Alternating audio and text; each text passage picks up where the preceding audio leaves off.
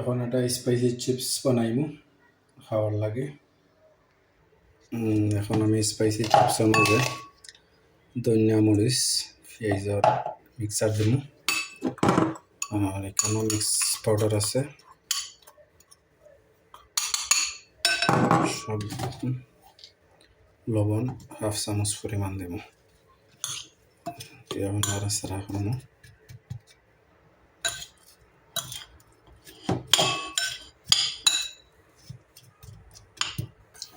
2 minute রাখছি মশলা লাগাইয়া। এখন ব্রেড গাম সামান্য দেবো।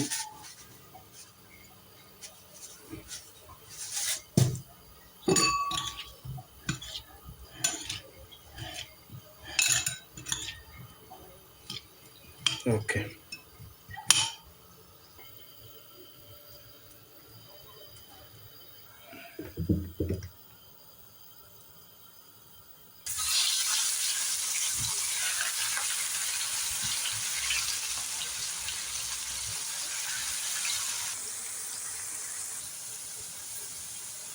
হাফ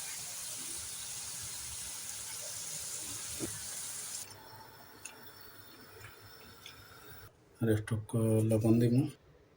তো ইজিভাবে খাইবা স্পাইসি চিপস এটা হয়।